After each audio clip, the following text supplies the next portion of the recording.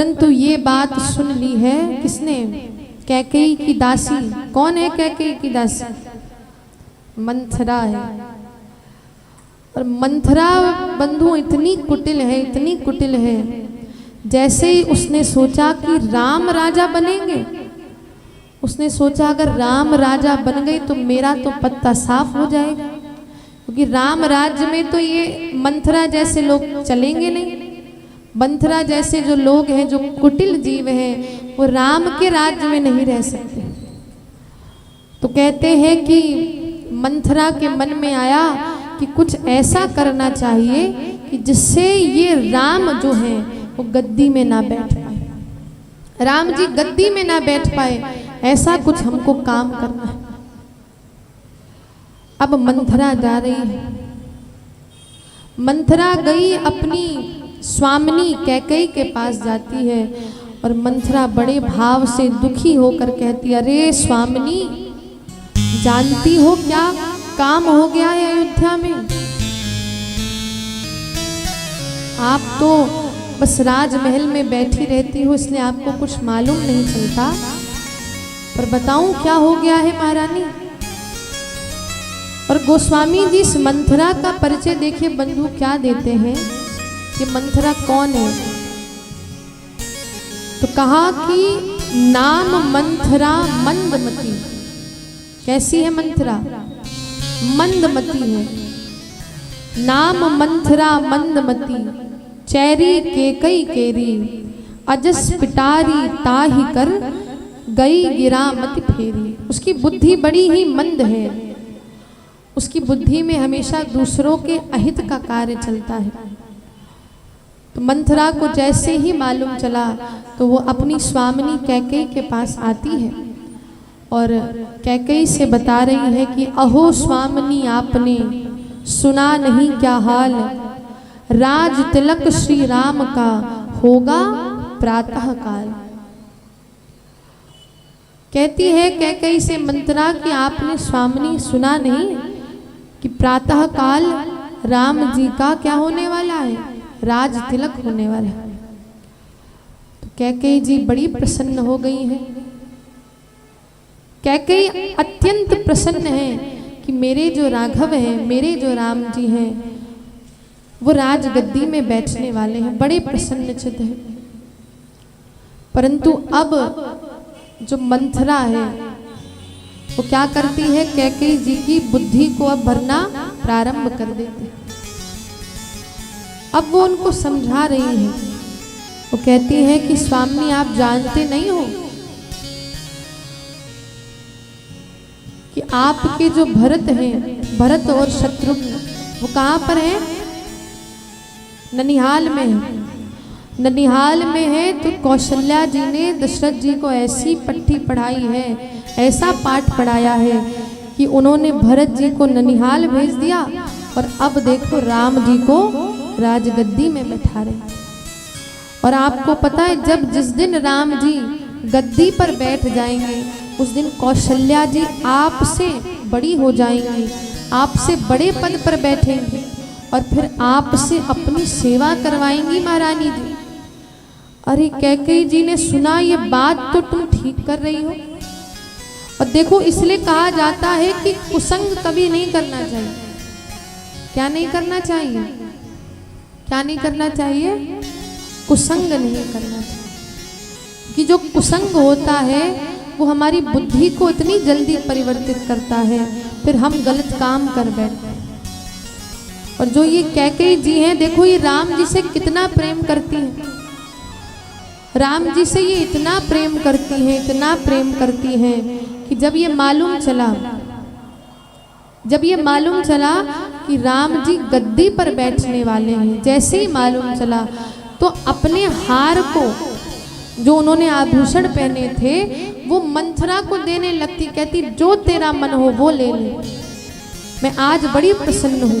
बड़ी प्रसन्न थी कैकेयी। पर इस मंथरा का कुसंग पाकर अब इनकी जो बुद्धि है वो बंधुओं क्या हो गई? पलट गई, परिवर्तित हो गई।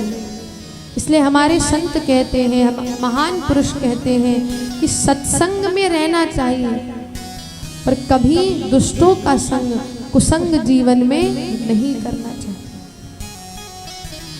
ये जो सत्संग है, इस सत्संग से ही आप भगवान से, गोविंद से मिल सकते हो, और जो कुसंग है ये आपको भगवान से दूर कर देगा।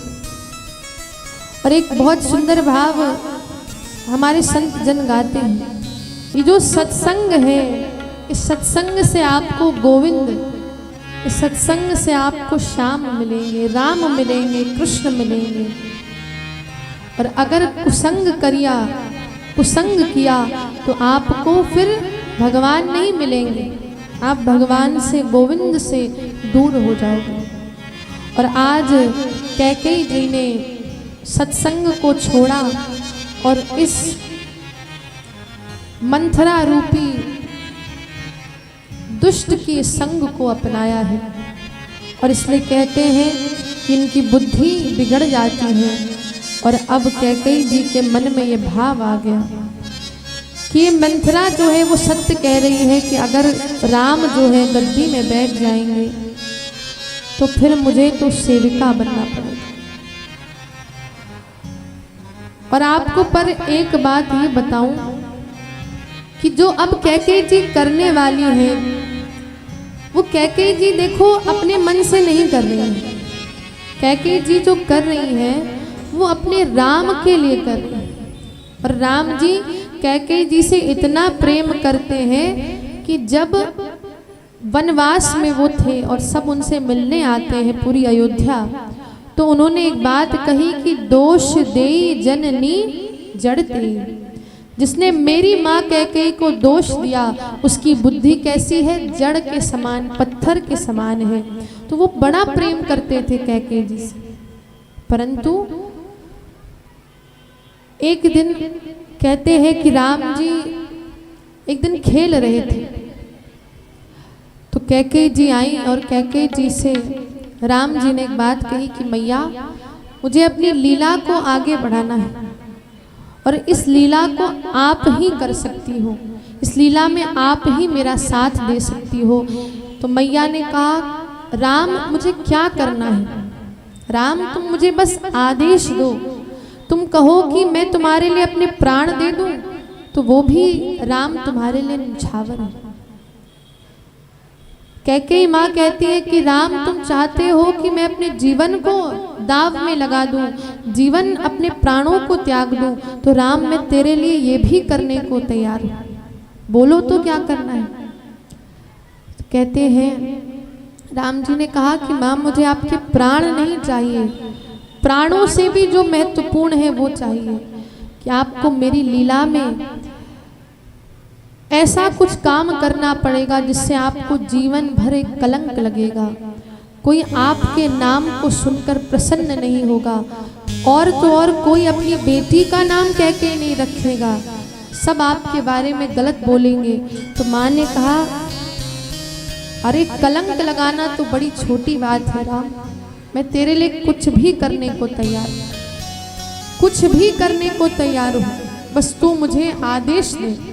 और तुमने मुझे आदेश दिया है कि कलंक को अपने जीवन में धारण करना, तो राम तेरे लिए वो भी मैं धारण कर लूँगी, कलंकित हो जाऊँगी, कलंक अपने माथे पर ले। इसलिए बंधुओं, कैकेयी जी को गलत समझना ये गलत बात है। उन्होंने गलती नहीं करी है, उन्होंने जानबूझकर दो वरदान ऐसे नहीं मांगे हैं कि राम जी को वनवास, उन्होंने अपने मन से नहीं माना है, ये राम जी का आदेश था। राम जी के आदेशानुसार अब कैकेयी जी वो लीला करने जा रही है जो किसी भी भक्त को प्रिय नहीं है। परंतु अब गोस्वामी जी उस लीला को बताते हैं कि मंथरा ने कहा कि आप ऐसा करिए, आप कोप भवन जाइए। कहाँ जाइए? कोप भवन।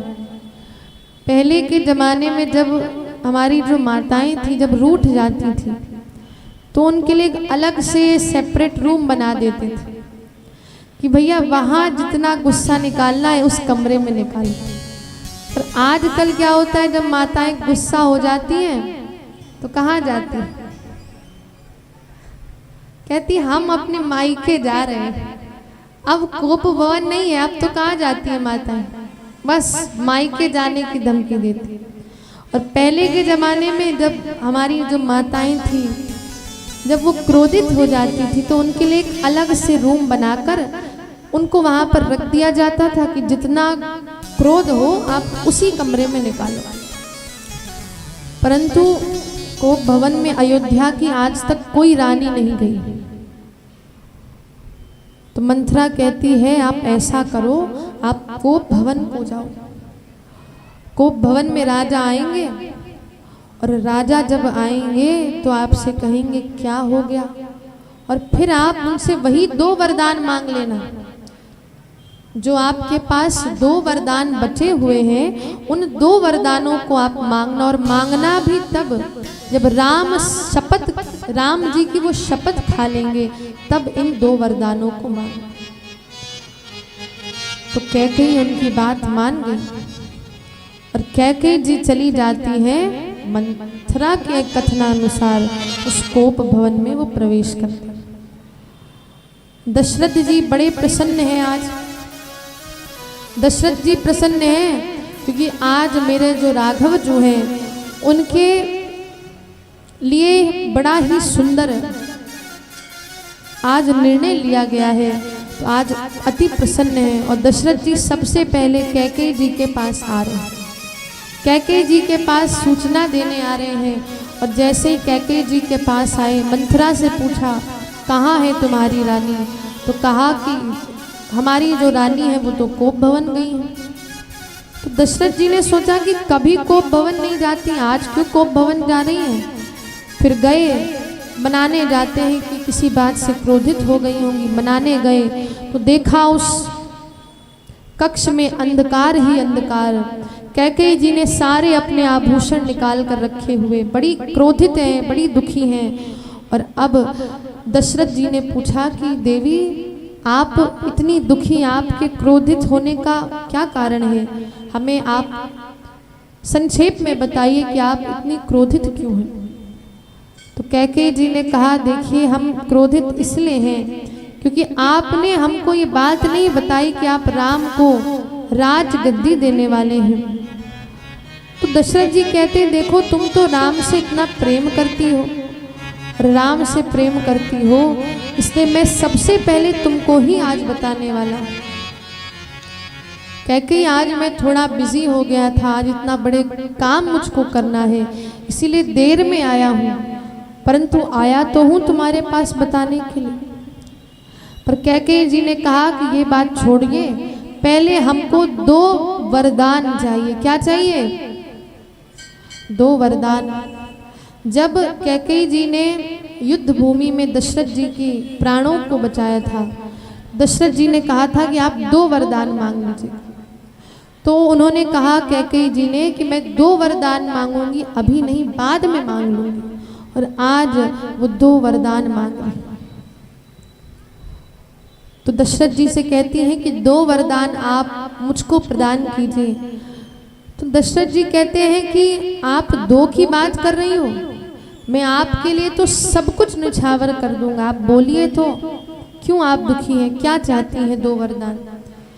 तो कैकेयी जी ने कहा कि पहले आप राम की सौगंध खाइए, पहले आप अपने किसी प्रिय की सौगंध खाइए, तब मैं 2 वरदान मांगूंगी। तो दशरथ जी ने कहा कि मैं राम की सौगंध खाता हूँ, आप जो मुझसे वरदान मांगोगी आपको मैं वो प्रदान करूँगा। और महारानी आप तो ये जानती हो कि ये रघुकुल की रीत है, और रघुकुल की रीत ऐसी है कि प्राण जाए पर वचन न जाए। रघुकुल रीति सदा चली आई,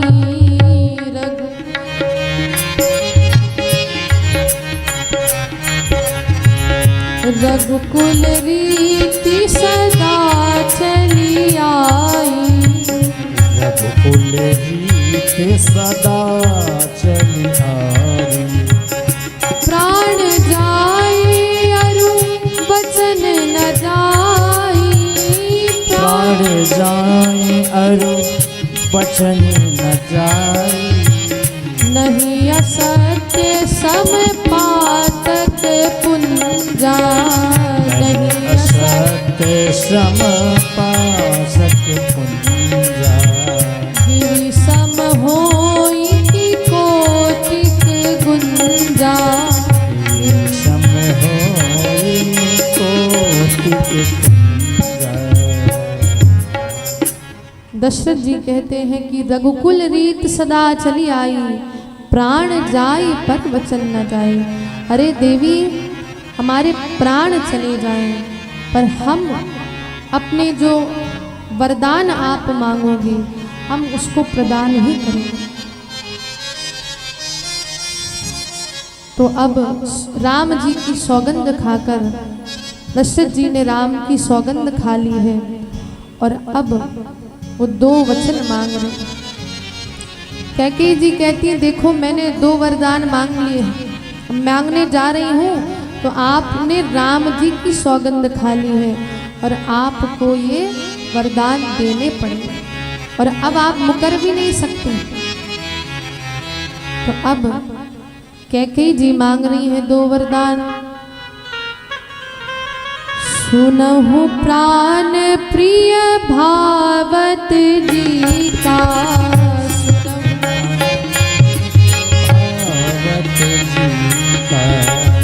प्राण प्रिय श्री दशरथ जी आप मेरे वरदान को सुन। पहला वरदान, देहु एक बर बरतहि टीका,